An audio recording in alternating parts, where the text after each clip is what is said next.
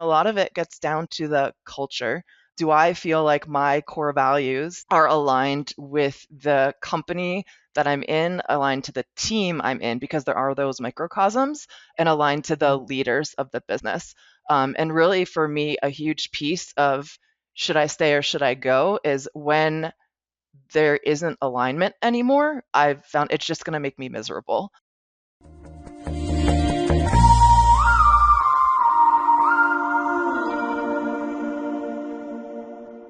Hello, I'm your host, Sam East, and welcome to Diverse, a sweet podcast. Today, we're diving into a topic that so many of us think about at different points in our careers, knowing when it's time to move on. Our guest, Maureen Masiulis, Director of Space Sensing, Domain Awareness, and Control at Draper, and the Acting Vice President and General Manager of Draper Space Systems Business Unit. In her career, she has shaped the future of aerospace and defense, and she has been highly involved in SWE, from a member at large to the president of her local section to holding leadership positions at the society level. Thank you to Draper for sponsoring this episode. And Maureen, I cannot wait to dive in. Welcome to Diverse. Well, hi, Sam. How are you? I'm really excited to be here today. I'm doing great, thank you. I'm excited to learn more about your journey, and that's always how we start things here on the podcast. Can you tell us what first sparked your interest in engineering and tell us more about your career journey? Sure. So my parents were both very heavily involved in math and science. I loved math and science growing up, and in middle school, I started to participate in more engineering-based curriculum, extra school projects, and things along those nature. So it first kind of started with a robotics program that I did in mid school. I really liked to see how my creations would come to life as I was able to combine hardware and software. Ultimately, I looked at a whole bunch of different schools and a whole bunch of different choices from a career perspective and really honed in on Rensselaer Polytechnic Institute and the engineering program there. It took me a little bit again to figure out, and you'll see this is kind of a common theme throughout my career, what exactly I wanted to do. I knew it was engineering, but there's, as you know, a lot of different disciplines and ways you can pursue. I jumped to electrical engineering primarily because I didn't have to take another semester of chemistry. That's fair. Was not one of my strong suits. And then diving in, started to take a look, dive into a lot of those classes, looked at computer systems engineering as well. And I swam throughout college. And one of the people on the swim team said, well, if you really just focus your classes, you could end up with a dual degree, either in computer science and computer systems engineering, electrical and computer systems engineering.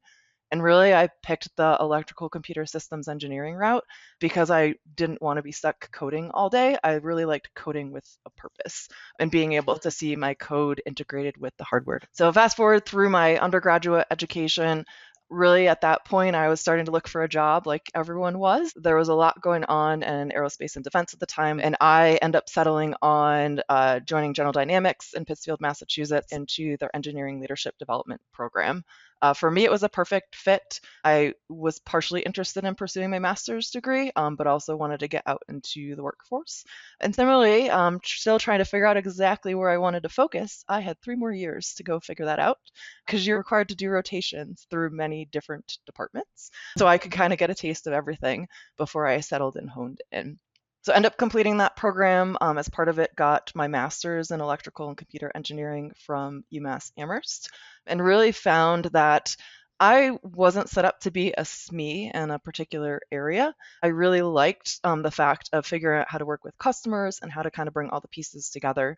So I settled into systems engineering and actually pretty quickly moved over into program management because I liked the integration of the technical as well as with the cost and schedule. Because as much as we'd love to have infinite budget, right, and infinite time to do anything, there's always going to be those bounds. With that, I also pursued my MBA from UMass Amherst because I really wanted to have that additional foundation of the business financials, both from a personal perspective, but also for being able to better support my customers. So I was a program manager for quite some time, and after leaving General Dynamics, really was interested in kind of seeing what else was out there. I'd been there for about 14 years, and very interested from a personal perspective to move out to Colorado. So my husband at the time and I Ended up deciding if one of us got jobs out in Colorado, it was known for being an aerospace hub, one of the top 5 in the nation. We would go move out there, knowing that the other person would be able to get a job. So I found a job at Raytheon, ended up joining one of their large programs, over 1,000 people team out in Aurora. Got everything all settled in, started to work there. This one was different. I was managing from a span of control, about the same amount or larger than I had at General Dynamics, but I was moving more into an IPT leadership role, back into engineering as opposed to into program office.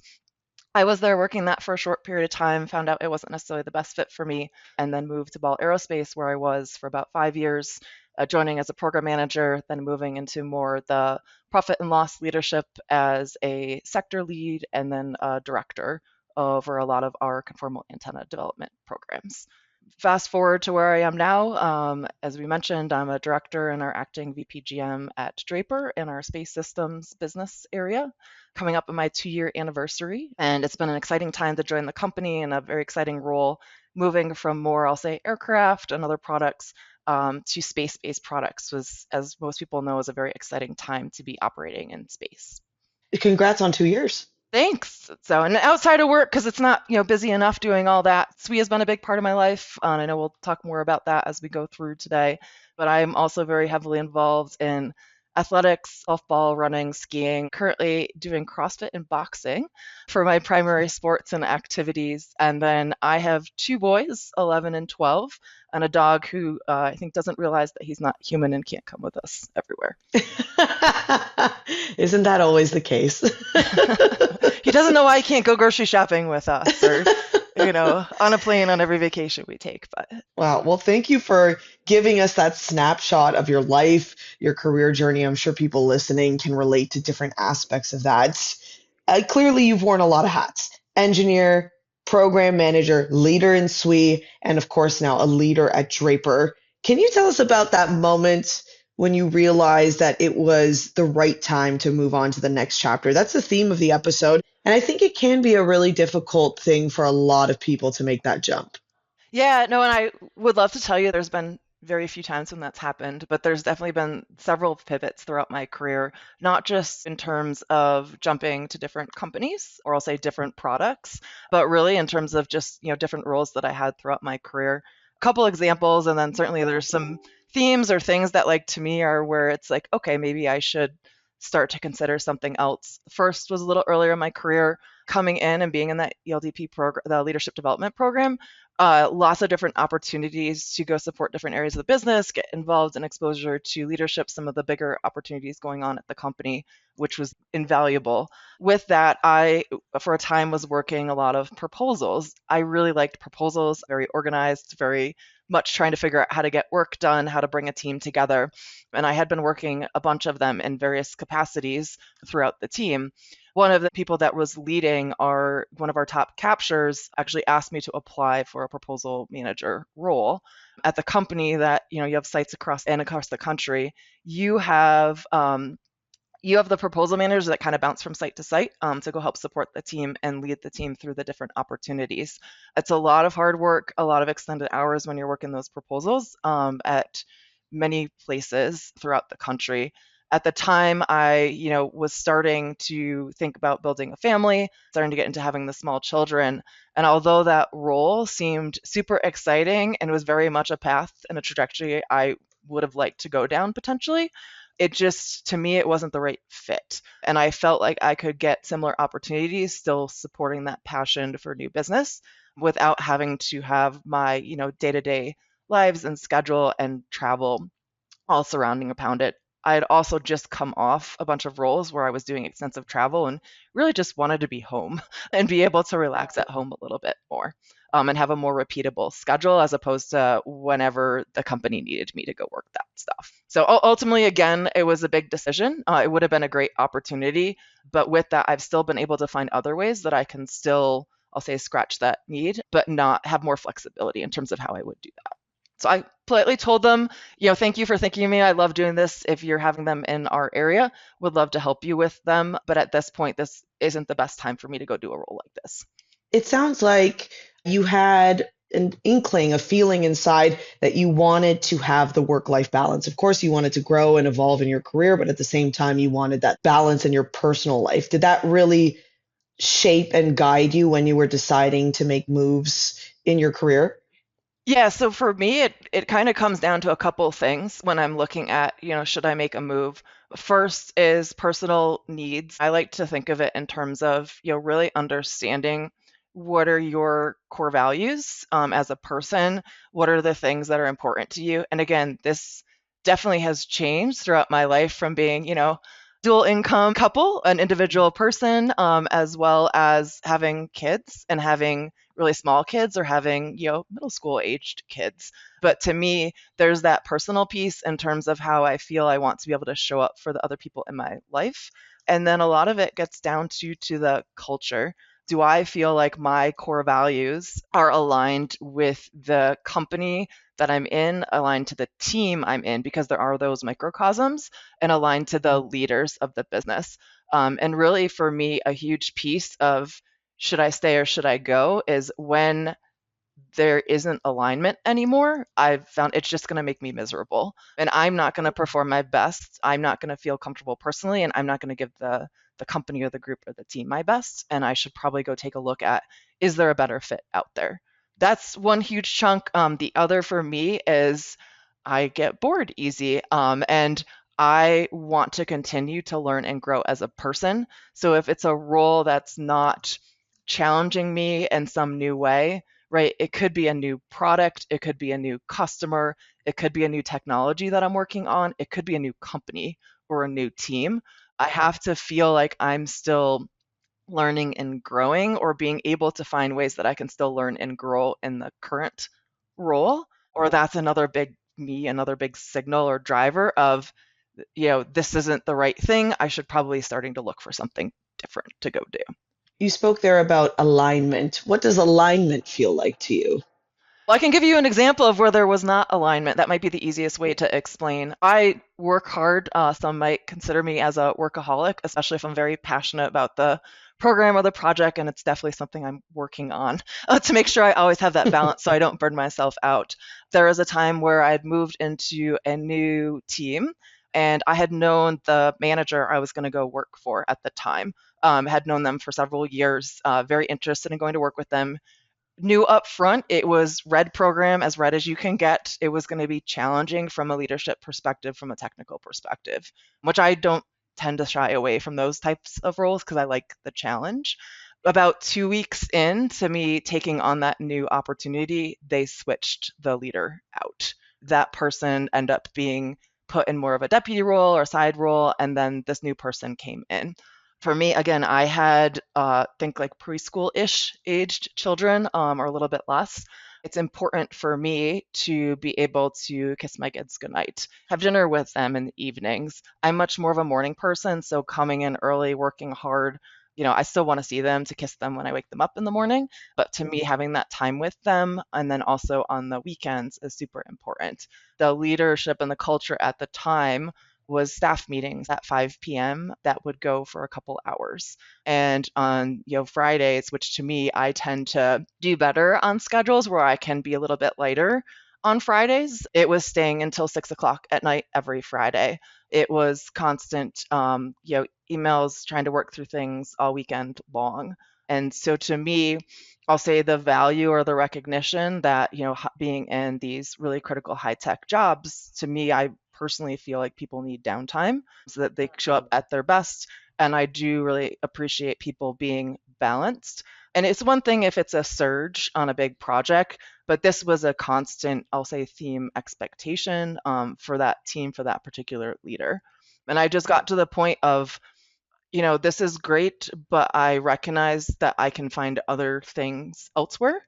And I'm miserable because I can't be there for my kids when I need to be there for them. And so I started looking for other opportunities. And when I did, all the questions through interviews, discussions with the team, My interview questions were very, very focused on work life balance, expectations, flexibility in schedule. And especially since some of the areas I was looking at, I would have had a much longer commute. Okay, can I come in early? Can I leave early? And to me, that's a big theme that I looked for because at the time, that's what was lacking.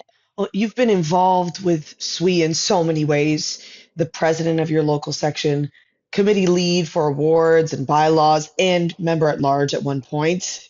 Can you share how SWE gave you professional opportunities that you might not have had otherwise, and then the benefits that you've enjoyed as a result of these opportunities, whether that's professionally or personally, as we've touched on a lot?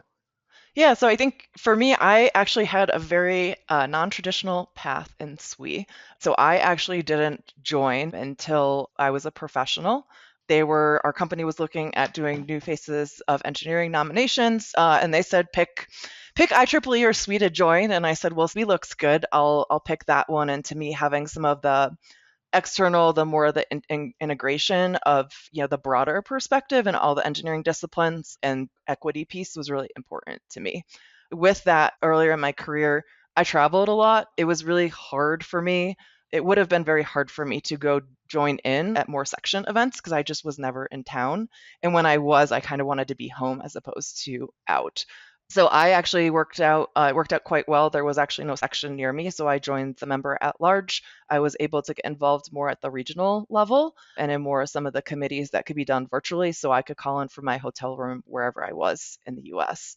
With that, moving into member at large and taking on the president role, it was actually about the time that I was starting to grow as a program manager. And I was able to get more, I'll say, program management experience to augment what I was learning at work. So I was able to help use that to accelerate things. And then to me, the biggest thing that I was able to leverage from all my different SWE roles is volunteers, right? The entire organization is led by volunteer leaders. And if you're working, whether it's a matrix manager or as a direct manager, it's really good experience because if you can get volunteers engaged and want to come help support SWE and SWE's mission or any mission, you probably can leverage that skill set to be able to get people that are paid to show up to work to come in as well. So really it's those intangible leadership skills in terms of motivation, in terms of building a cohesive team. Also, to me, it gave me a leg up when COVID hit because I had been so used to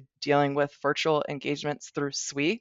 When everything went virtual as a company, I actually had tools and techniques and had known how to use a lot of resources to help drive effective meetings, help drive the engagement when everyone was moving to virtual and a lot of people were learning it for the first time. Okay, so an unexpected transferable skill in that moment.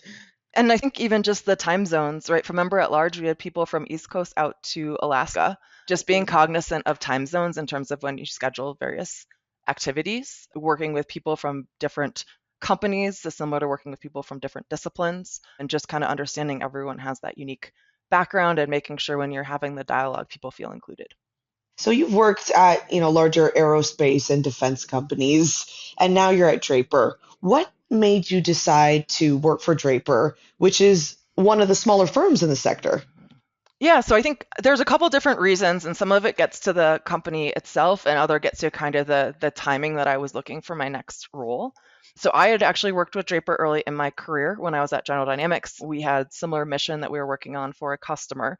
So I had been to the site, I had met with some of the team folks. So I got a sense there in terms of the culture, in terms of the company and the types of things that we do. So when I had started to think about, what's next, to me, when I saw it pop up as potentially having some opportunities, again, I went and did a little bit more homework in terms of how the company had evolved because it'd been about 10, 15 years. But to me, it was the fact that, okay, this is a company that I recognize, really appreciated the people and the culture when I was working with them before, understand the types of missions and technologies they support, recognize that it was a nonprofit, which to me was interesting in terms of not really being driven by shareholder requirements, has the same expectations, right? We need to be able to support our customers, complete tasks, be able to make some money, but really that's all going right back into the company. And you can see that in terms of capital investments, technology investments, people investments. So that was kind of a key piece for me. And then the next big piece was just what the company has been going through. We call it Draper Next, but essentially working at what do we need to do to set the company up for the future. And at the time I was looking, they had just reorganized the business units, and the space systems vice president and general manager had been hired in about 6 months prior. They were working to build out their leadership team to then go work to build out and grow a new business unit. Again, they had Draper had done things in the past related to space, but it was really in terms of kind of taking that all together to form a new function. So to me, that transformation that Draper's going through and the fact of being able to be in kind of on the ground floor as the space systems team was forming, which was really exciting for me to go be a part of that. And from a size perspective, given the size of Draper versus some of the larger companies, I really felt like I could make an impact, could leverage my previous experience and things that went well, things that maybe didn't work out so well, to help drive and help make the company better for everyone. It's the alignment that you spoke of earlier in our chat. Yes, yes. And again, the to me a lot of it is it's really important on these interviews and when you're talking to customers or talking to companies, like getting to know, their perspective, their core values, what's important, and does it match with what's important to you and really what you need at the time. What makes Draper such a special place for engineers specifically to grow in their career? Yeah, so I think the big key piece that I see that's a little bit different from some of the areas, one is a lot of companies end up having a lot of the outreach, right, the community engagement, both from, I'll say, a collegiate perspective as well as from, general communities, groups, and things like that are going on. Draper has all of that. It has, different resource groups that are aligned with company needs, but we also have a very strong education focus, which is tied to our nonprofit status, where we have something called our Draper Scholars program, where we actually pay for the tuition. We partner with different universities and pay for the tuition of master's and PhD students.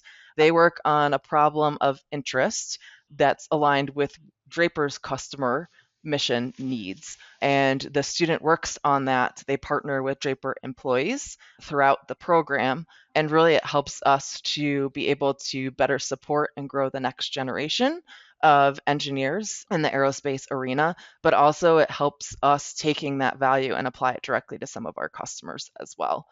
So that's a very unique piece that, again, a lot of companies do things different way. I just really like the approach and how closely we're partnered with students that are working through their master's and PhD perspectives. Similarly, we have a Sparks program, is what we call it, and there we partner with startups to help them be successful and really helping to see where we can match some unmet needs of our customers with the startups' expertise and kind of where they're headed. But ultimately, this is kind of all focused, and from Draper's perspective, what sets us apart is really we want to be there to solve the hardest problems of our customers. If everyone else can do it, it's probably not an arena we'll play in. But really, where's that niche piece that we're just not getting it solved, and how do we leverage our internal company's expertise? How do we leverage startups, the broader education base, to be able to figure out how to get that solved? Maureen, this has been a really insightful conversation. Before we let you go, before we wrap up, can you share any last pieces of advice, some wisdom for our listeners?